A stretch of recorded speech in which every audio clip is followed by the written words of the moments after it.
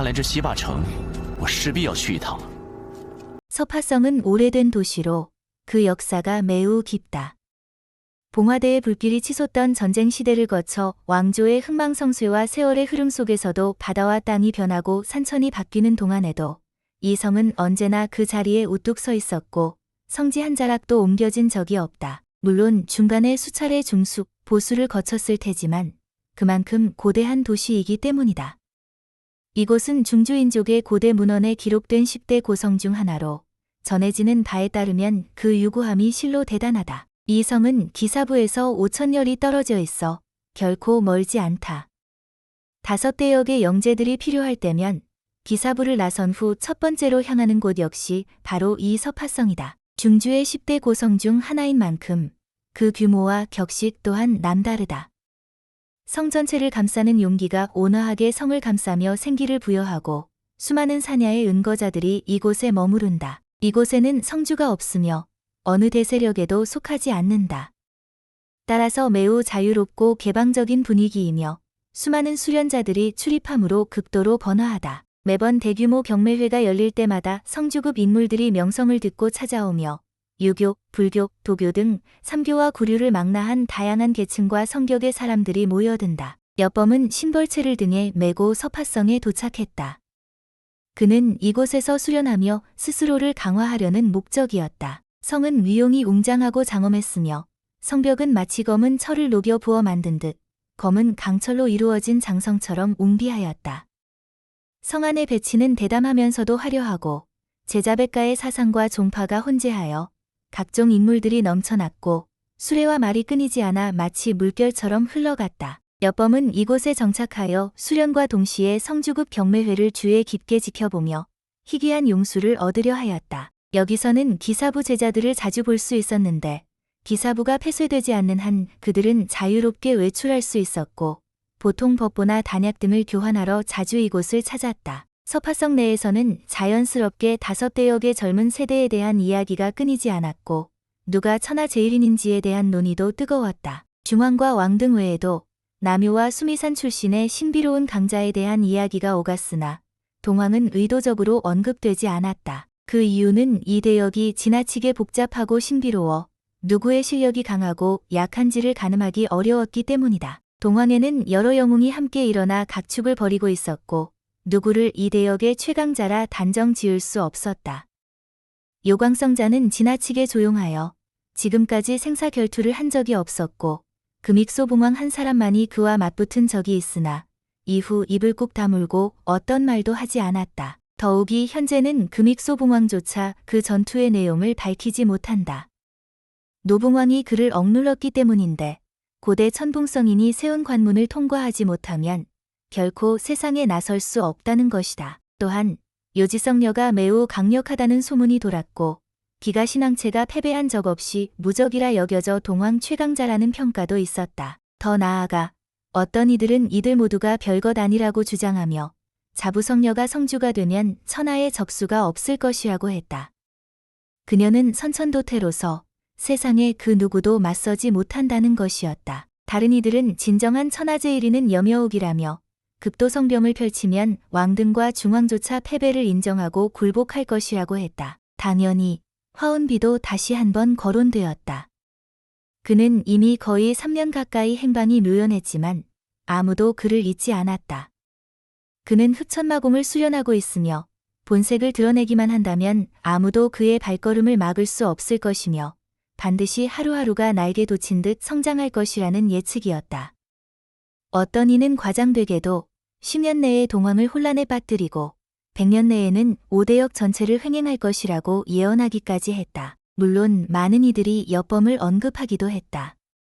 그가 죽지 않고 차근차근 성장한다면 그 성취는 어마어마할 것이며 황고 이후 유일하게 저주를 깨뜨린 성체라는 점에서 그 가능성이 매우 크다고 평가했다. 가장 말문이 막힌 것은 30대 중반의 도굴꾼 단덕이 거론된 일이었다. 이 덕 없는 도사는 특이한 존재로 그 실력을 가늠하기 어렵다는 평가였다. 또 다른 인물로는 하구유도 언급되었다. 그녀는 13살에 사극경을 넘어 활용비경에 진입한 천재로 고금에 드물게 나타난 인재였다. 그녀는 왕충처럼 용혈에 떨어져 절세의 기원을 얻고 용혈과 신수를 마신 경우가 아니었다. 그녀는 순전히 자신의 힘으로 한 걸음 한 걸음씩 차근차근 수련하여 이 자리에 이른 것이었다. 결국 사람들은 동왕에서 논할 만한 인물이 너무 많아 누가 진정한 제일인인지 명확히 가릴 수 없었다는 결론에 이르렀다. 이들 대부분은 아직 진정한 실력을 드러내지 않았고 모두 조용하고 신중한 태도를 취하고 있었다. 기사부에 들어간 뒤에도 마찬가지였다.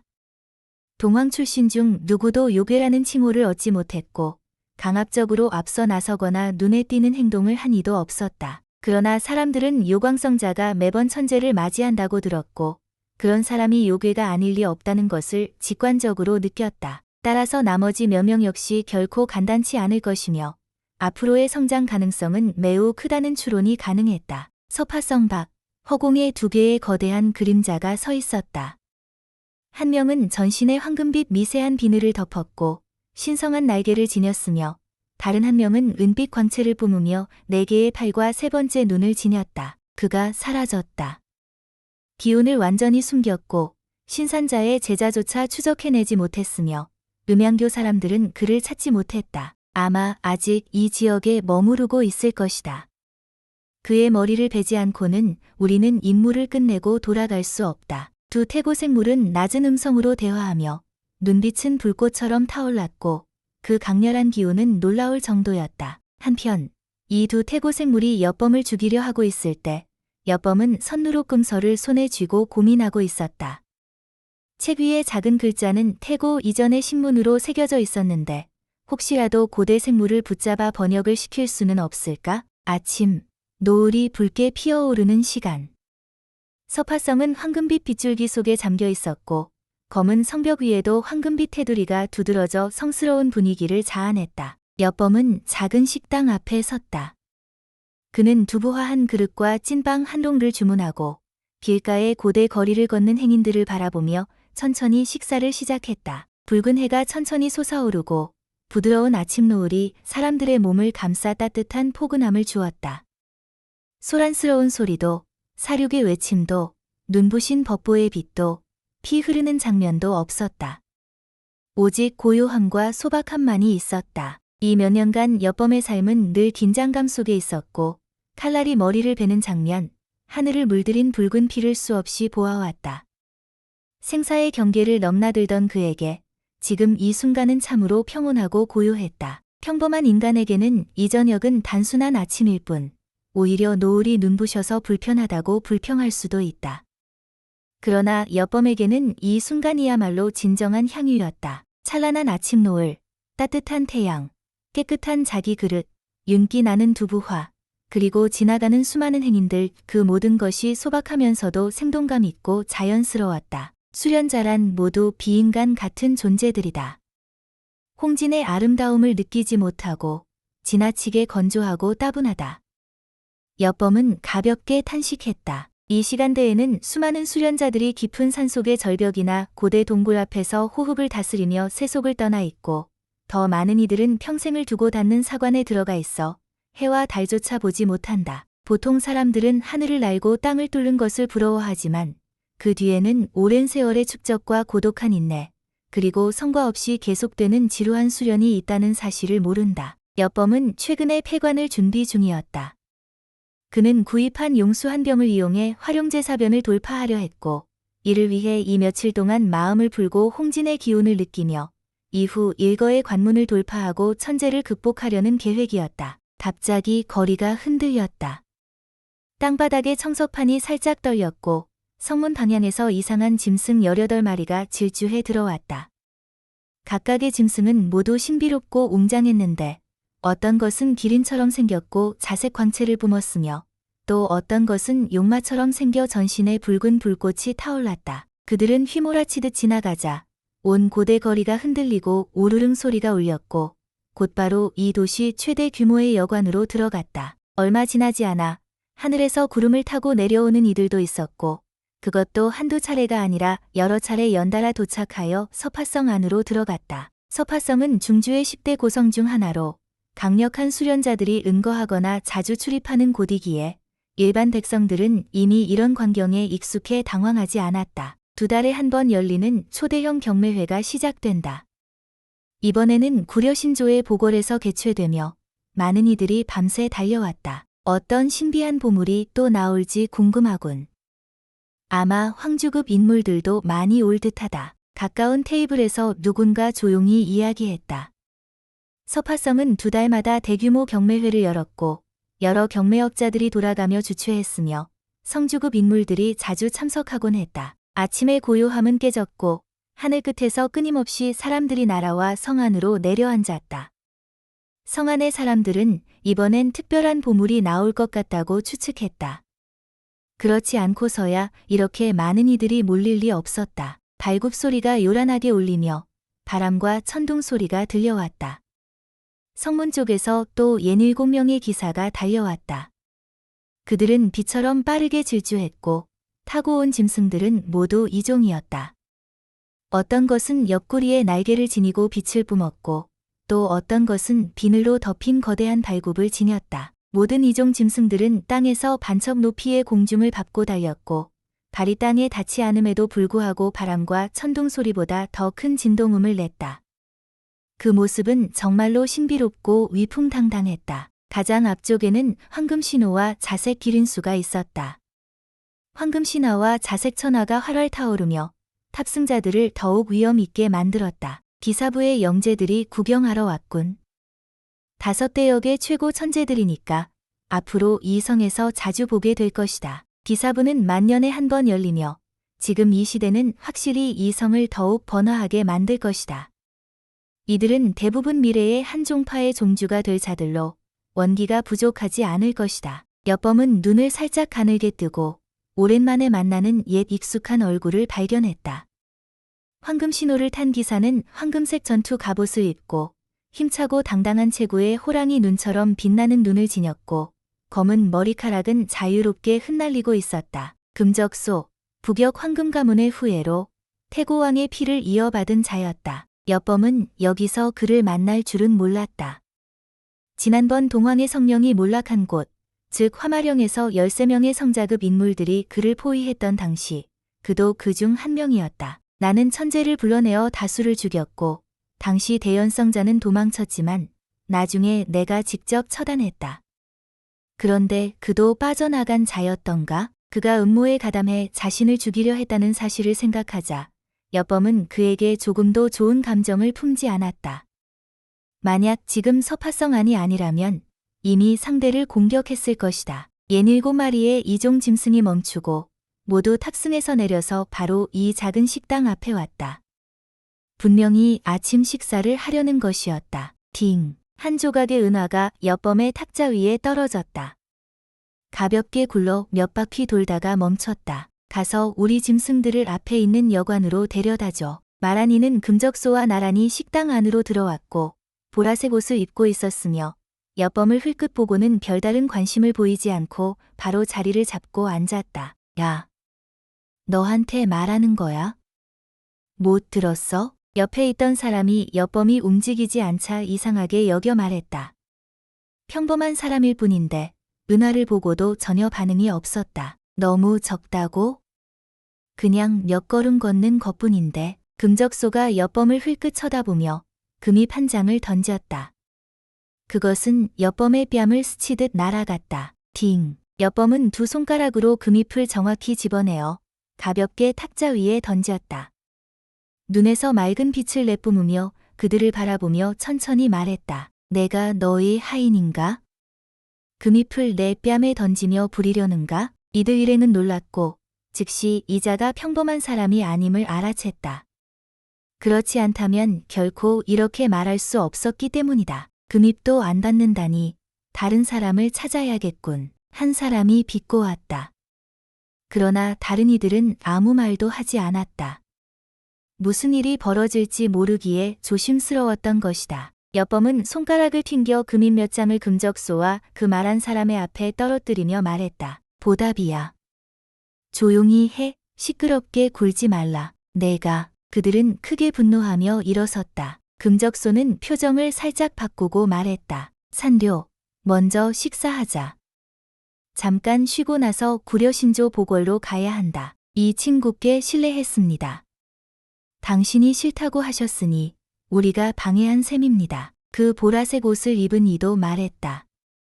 분란을 피하려는 의도였다. 그렇게 말씀하시니 이제야 말을 풀겠습니다. 여범은 일어나 조용히 자리를 떠났다. 너, 한 사람은 속으로 분했지만 결국 아무 말도 하지 않았다. 구려는 중주의 4대 불멸 신조 중 하나로 그 전통은 매우 오래되었고 세력은 바다처럼 광활하며 각 고성에 무기장과 경매장 등을 두고 있다. 현재 이 보궐 앞은 사람으로 가득 차 있었고 초대형 경매회에 참석하려는 이들이 몰려들었다. 구려 천골은 매우 웅장하였고 그 규모는 도시 속의 또 다른 도시 같았다. 안으로 들어서면 빛의 문이 있는데 누구나 지나갈 때마다 빛이 반짝이며 그 사람의 실력을 나타낸다. 이 빛의 강도에 따라 안내인이 달라진다. 여범은 일부러 기운을 숨겼지만 빛은 여전히 몇 차례 반짝였다. 그러자 한 소녀가 나와 그를 공중에 떠있는 누각으로 안내했다. 자세히 보면 이곳에 있는 이들은 모두 활용비경 수련자들이었다. 결국 그는 별도의 개인실을 요청했고 공중에 떠있는 전각에 앉아 경매장 전체를 한눈에 내려다볼 수 있었다. 절세의 용수가 나오길 바란다.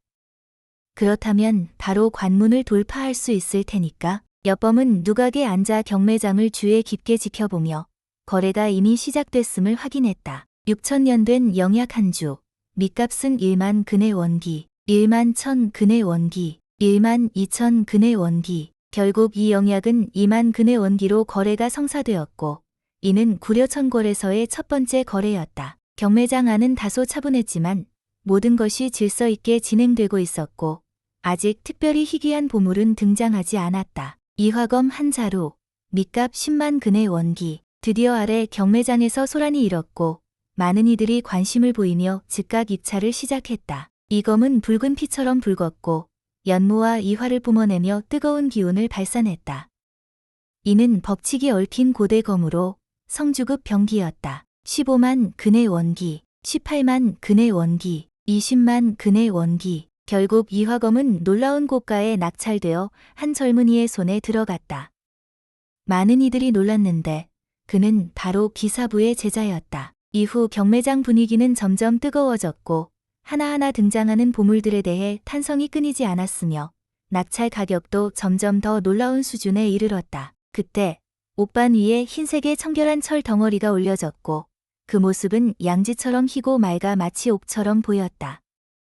이 보물이 경매장에 들어서자 경매회는 절정에 달했다. 양지옥 신철 한 덩어리, 밑값 50만 근의 순수원기, 쾅. 경매장 안이 흥분으로 끌어올랐고 많은 이들이 자리에서 일어나 앞을 주시했다. 그것은 사람 머리만 한 신비한 철 덩어리로 눈부시게 희었고 흠집 하나 없었으며 금속 특유의 느낌은 전혀 없었다. 마치 양지처럼 부드럽고 고귀한 느낌이었다. 그러나 모두가 이 철이 얼마나 희귀한 보물인지 알고 있었다. 성주가 자신을 위한 병기를 재련할 때 아주 조금만 넣어도 충분할 정도로 귀중한 재료였다. 전해지는 바에 따르면 이런 재료는 왕자급 병기를 재련할 때도 사용되며 각종 왕체가 대성했을 때 필요한 것으로 극도로 희귀하다고 한다. 60만 근의 원기, 70만 근의 원기, 80만 근의 원기. 많은 이들이 흥분하여 한 번에 10만 근씩 올리며 손을 들었다. 여범은 혀를 찼다. 원기가 풍부한 자들이 정말 많았다. 자신도 원천사의 전수자이긴 하지만 이렇게 수십만 근씩 아무렇지 않게 쓰는 일은 없었다. 150만 근의 순수원기. 갑자기 한 젊은이가 침착하게 입을 열었다. 현장의 모든 소리가 사라졌다. 그는 100만 근에서 일시에 150만 근으로 올려 반드시 낙찰하겠다는 의지를 보여주었다. 저는 누구지? 이런 물건은 희귀하긴 하지만 재련 위험이 크고 실패하면 아무 가치도 없는데 정말 감히 입찰을 하다니. 서자선, 중주의 젊은 세대의 우화왕. 1만 5천 년 만에 나타난 이 체질이다. 만약 중왕이 너무 두려운 존재가 아니었다면 중주의 젊은 세대 강자로서 그의 이름은 이미 천하에 떠돌았을 것이다. 결국 우화왕은 170만 근의 순수원기로 사람 머리만 한 양지옥 신철을 낙찰받았다. 그 옆에 있던 노인이 그를 대신해 지불했다. 명백히 그는 강력한 배경을 지닌 인물이었고 오래된 가문의 지원을 받고 있었다. 그렇지 않으면 그 스스로는 이런 막대한 원기를 마련할 수 없었을 것이다. 다음 경매품, 왕자급 병기 한 점. 와, 이번에는 폭발적인 소리가 울렸고 모두가 자리에서 일어났다. 이런 물건이 실제로 경매에 나온다는 사실에 모두가 놀랐다. 왕자급 병기를 손에 넣으면 천하를 횡행할 수 있고 동급의 수많은 강자들과 맞서도 승리할 수 있는 절대적인 위력이 있었다. 여범도 충격을 받았다. 그는 이미 구신병을 소유했었고 그 무서운 위력을 직접 경험했었다. 지금도 그의 품속에는 한치 길이의 검은 전차가 있었는데 이 역시 왕자급 병기였고 왕충이 소유했을 때는 구신병으로 겨우 억눌렀던 것이다. 이 병기는 작지만 유아 주먹만한 크기의 작은 종이었다. 종체는 푸른 빛을 띠고 있었고 신옥으로 만들어진 종이었으며 녹색 만호처럼 보였다. 왕자급 병기는 겉보기에는 맑고 온화해 보이지만 그 위력은 이루 말할 수 없을 정도로 무서웠고 현장의 모든 사람의 마음을 사로잡았다. 이 병기는 반드시 내가 가져가야 한다. 금적소가 눈에 금빛을 띠며 말했다. 중주에서도 이런 초대형 경매회에서 왕자급 병기를 경매에 내놓는 것은 거의 불가능한 일이었다. 그만큼 극도로 희귀하기 때문이었다. 보통 얻으면 자신이 직접 온양하여 혈육과 융합시키고 절대 팔지 않기 때문이다. 정말 보물이군. 아마 1000개에 해당할지도 모르겠군. 그런데 나는 용수도 사야 하는데 이 보물을 살 수 있을까? 공중 누각에 앉은 여범은 가볍게 탄식했다. 왕자급 병기는 무공한 천재지보를 소모해야 하며 어떤 대문파가 전력을 다해도 재련할 수 없고 오직 성지, 신조 혹은 최정상의 대세력만이 보유할 수 있다. 생각해보라. 절대 신앙 강태허가 평생을 바쳐 재련한 병기를 누가 얻고 소유할 수 있겠는가? 누구든 이 병기를 손에 넣으면 동급의 수많은 강자를 단번에 휩쓸 수 있고 적수가 없을 정도로 압도적이다. 종체는 유아 주먹만 하고 푸르스름하게 투명하며 맑고 윤기 있어 보는 순간부터 보물임을 알 수 있었다. 손에 쥐어보고 싶은 마음이 저절로 들었다. 병낙종. 구려천골에서 경매를 주관하는 노인은 이 이름을 말하는 순간 밑값을 말하기도 전에 경매장 전체가 흥분으로 끌어올랐다. 진짜로 전설 속의 그 종왕이잖아. 전체 전각이 소란스러워졌고 많은 이들이 얼굴을 떨며 토론을 시작했으며 더 많은 이들이 앞으로 몰려가 자세히 보기 위해 애썼다. 병낙종이라는 이름 하나만으로도 경매장은 완전히 혼란에 빠졌고 사람들의 표정은 모두 흥분으로 가득 찼다. 많은 대인물들이 개인실에서 나와 식목을 펼쳐 자세히 관찰했다. 병낙종은 옛날 천하를 떠들썩하게 했던 신묘하고 강력한 병기였다. 종소리가 울리면 천지가 고요해지고 영웅들이 몰락하며 만물이 산산조각 났다. 2만 년 전 중주에 병낙왕이 등장했는데 이는 오늘날 동황의 신왕 강태허와 같은 무적의 왕이었다. 그가 평생을 바쳐 재련한 병기이니 그 소중함은 말할 것도 없었다. 병낙은 도가의 첫 번째 하늘을 의미하며 하늘의 푸른 노을이 가득한 경계를 가리킨다.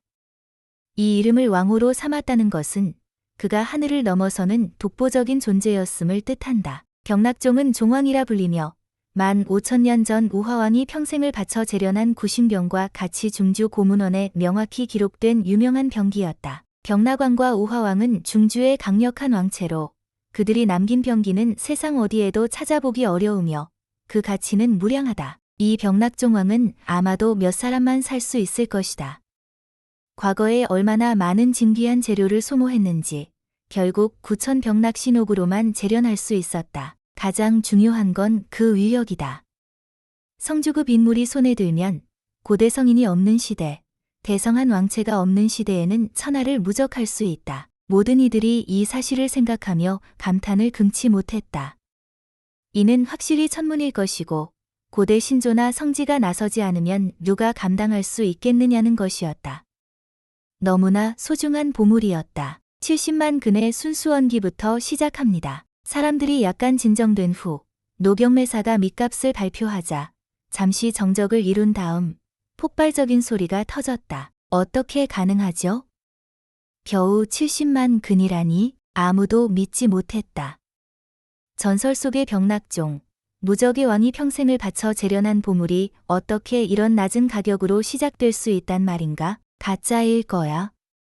진짜 병낙종이 아닐 거야. 이건 아마 모조품일 테고 고문원에 기록된 진정한 종왕이 아닐 거야. 많은 이들이 의심했고 진짜 보물이 아닐 것이라며 사기라고 믿었다. 여러분, 조용히 하십시오. 구려보궐의 노경매사가 종채를 가볍게 두드리자 맑고 청아한 종소리가 울렸고 그 소리는 사람의 혼백을 씻어주는 듯했다. 진짜 병낙종입니다.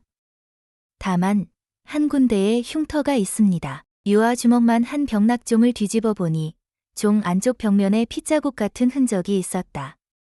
빛이 없고 흐릿한 마치 오염된 자국 같았다. 어떻게 된 거지? 최근에 누군가 흉악한 지역에서 병낙왕의 유해를 발견했는데 피굴 속에 누워 있었다고 합니다. 이 말을 듣자 모두가 상황을 이해했다.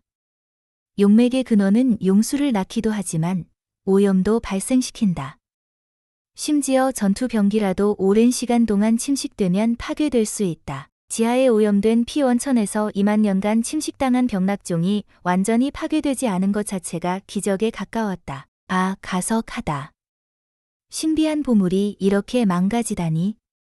병낙왕이 피굴에 조용히 잠들어 있었다니 정말로 측량할 수 없는 손실이다. 전설 속 병낙종이 이렇게 점점 사라지고 말다니. 모두가 고개를 저으며 열기가 급속히 식었다. 여러분, 이 병기는 단순한 병기가 아닙니다. 9천 병낙신옥으로 재련된 것이며 이는 성인의 병기를 재련할 수 있는 신비한 재료입니다. 고대의 성인조차 찾지 못했던 물건입니다. 만약 절세의 지효나 최고급 용수를 구할 수 있다면 이 피 흔적을 완전히 씻어낼 수 있고 병낙종을 복원할 수 있습니다. 게다가 계속 온양하면 만악을 물리치고 영원히 파괴되지 않을 것입니다. 이 말을 듣고 다시 많은 이들이 흥분했고 마음이 움직였다. 그러나 여전히 많은 이들이 고개를 저었다. 산료, 비용이 너무 커. 지효와 용수 자체가 이미 천금을 갚아는 물건인데 그것도 최고급이어야 한다.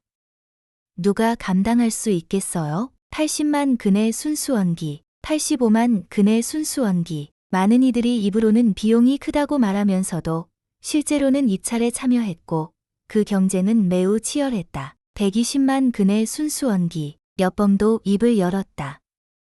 그는 병낙종이 비범하다고 느꼈고 흉터를 제거할 수 있다고 믿었다. 9천 병낙신옥으로 재련된 것이므로 잘 온양하면 회복될 뿐 아니라 계속해서 성장할 수도 있다고 판단했다. 그는 일시에 수십만 근을 올렸고 현장은 모두 그를 주목했다. 많은 이들이 다음 입찰을 망설였다. 150만 근의 순수원기. 또 다른 침착하고 평온한 음성이 들렸다. 바로 태고왕의 피를 이어받은 황금족의 금적소였다. 155만 근의 순수원기. 또 다른 이가 입을 열었다. 180만 근의 순수원기. 여범은 다시 입찰했다. 200만 근의 순수원기. 금적소는 표정 하나 변하지 않고 반드시 낙찰하겠다는 태도였다. 미쳤나? 병낙종은 이미 심각한 흉터가 났는데 이렇게까지 경쟁하다니. 정말 원기가 넘치는군. 모두가 놀랐다. 180만 근은 여범의 한계였지만 경쟁자가 금적소라는 사실을 알고 그를 조금 더 자극해 보려는 생각이 들었다. 그를 속이려는 의도는 아니었고 곧 있을 용수 경매에서 그가 자금을 더 소모하도록 하려는 전략이었다. 210만 근의 순수원기. 여범은 자신감 없는 어조로 마치 이를 악무는 듯한 목소리로 외쳤다. 230만 근의 순수원기. 금적소는 매우 강경하게 한 번에 20만 근을 올렸다. 240만 근의 순수원기. 여범은 더 망설이는 듯한 어조로 입찰했다. 260만 근의 순수원기. 금적소는 단호했다. 금 형님, 너무 지나치십니다. 병낙종은 이미 심각한 흉터가 나서 예전의 신비함은 사라졌고 위력도 예전의 10%도 안 됩니다.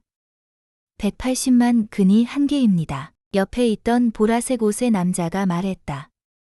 기사부의 다른 제자들도 가치가 없다고 판단해 계속 설득했다. 나는 반드시 가져갈 것이다. 우리 황금족은 대지 신유를 보유하고 있으니 이 흉터를 완전히 씻어내고 종황을 복원할 수 있다. 금적소는 은밀히 전음을 보냈다. 뭐라고요? 그들은 크게 놀랐고 부러움을 감추지 못했다. 복원이 가능하다면 아무리 많은 원기를 써도 아깝지 않다는 것이었다. 무적의 왕의 위상을 다시 볼 수 있기 때문이다. 결국 전가간의 사람들은 무감각해졌고 여범은 천천히 꾸준히 가격을 올려 병락종을 300만 근의 천문으로 밀어 올렸다. 더 이상 올리지 않아 상대를 놀라게 하지 않으려 했다. 아니다. 그는 반드시 낙찰하겠다는 의지가 강하다.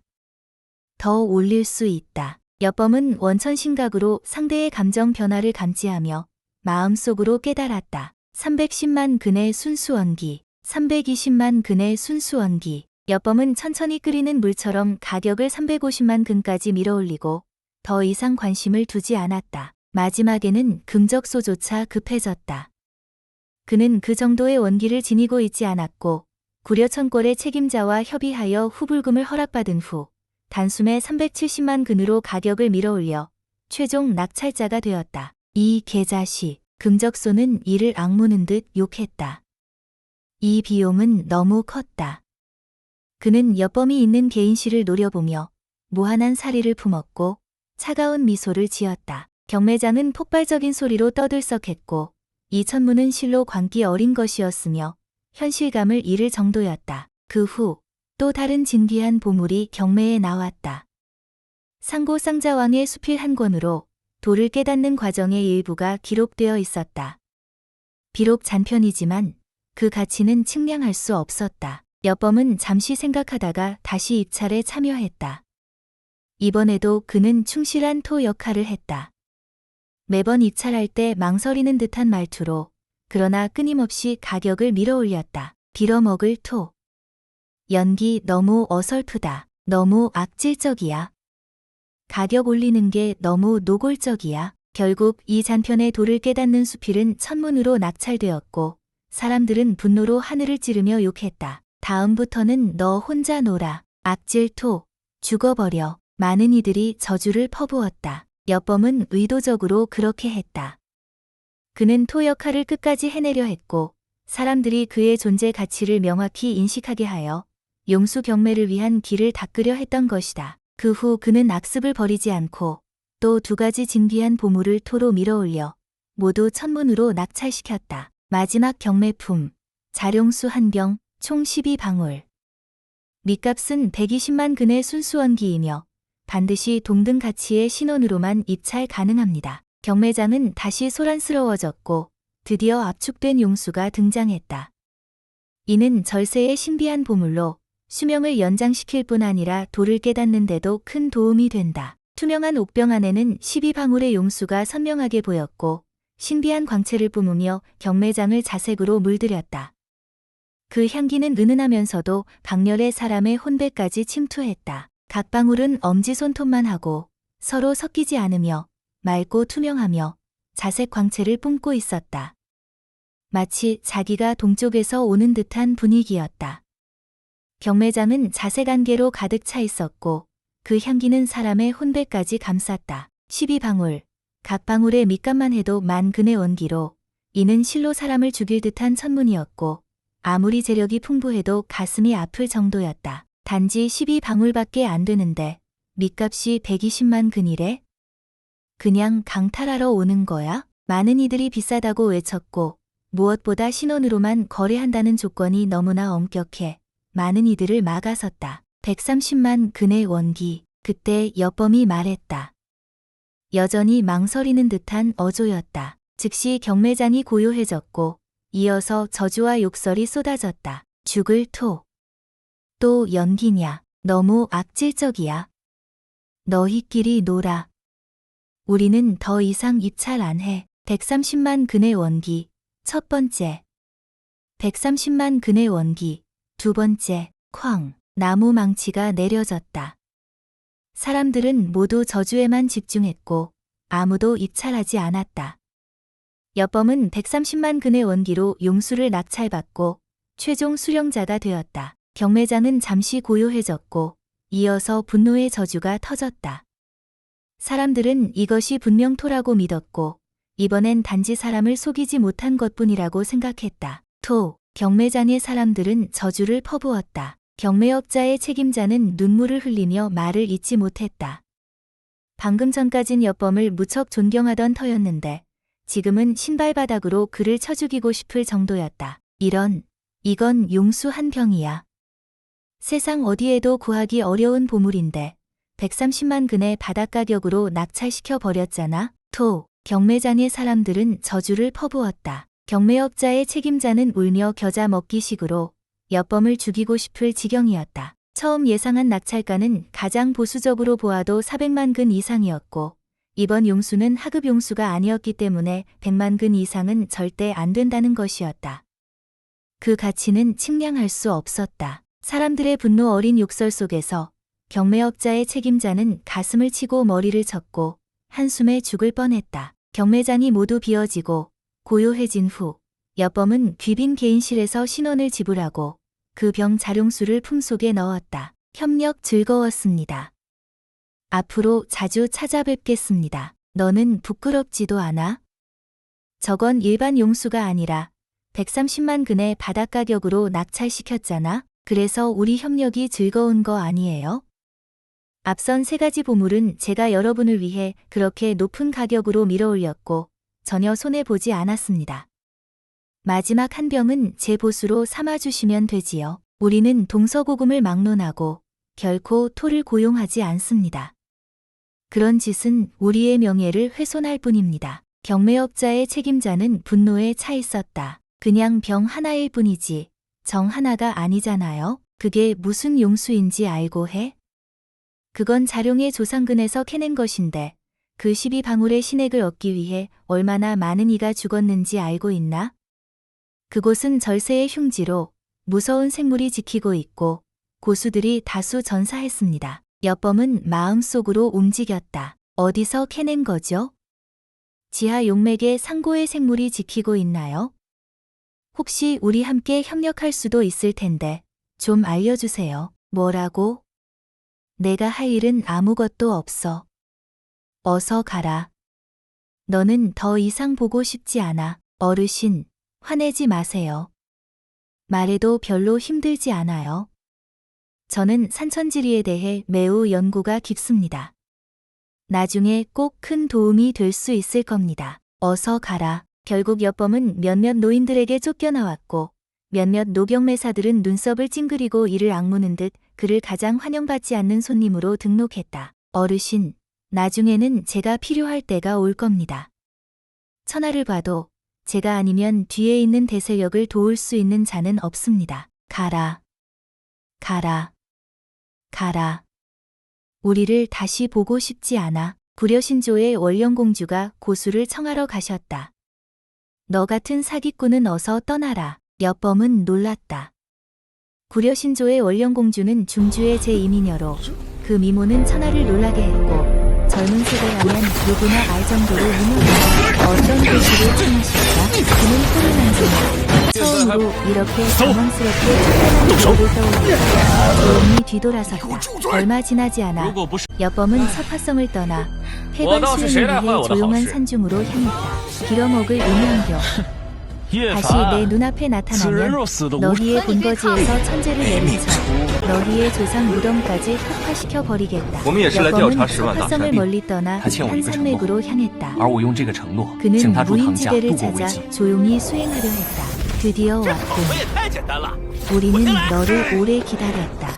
한 사람의 음성은 여유롭고 모든 것을 장악한 듯한 태도였다. 우리의 자룡수를 가져왔군. 또 다른 이가 돋보며 헤헤 웃었다. 주변에서 7 그림자가 나타났고 금적소 일행이 사방에서 그를 멀리서 에워쌌다. 나는 오히려 너희가 나를 위해 경락종을 가지고 온 것 같고 그 증언을 참으로 그리워했는데 너희가 참으로 열정적이고 금적소는 미소를 지으며 천천히 손가락을 흔들었다. 너에게는 기회가 없다. 그 말과 동시에 사방에서 각각 한 명의 노인이 조용히 나타나 하늘을 막고 여범을 중심으로 완전히 포위했다. 아쉽군. 黄金 용수 之 한 势 병만 日 낙찰했지. 渐衰微。 쌍자왕 수필도 낙찰했더라면 中路的尽头， 정말로 놀라운 선물 2개를 받았을 텐데 사람은 만족할 줄 알아야 한다. 압축 경매의 용수는 무가치한 신비한 보물이니 里面记载 우리는 着秘境的基本 충분히 信息。 만족해야 한다. 여수진의 도찰이 전위 순문 본무 환행 아 분단 정간 아 제취소 거사 등 환영 수시 조치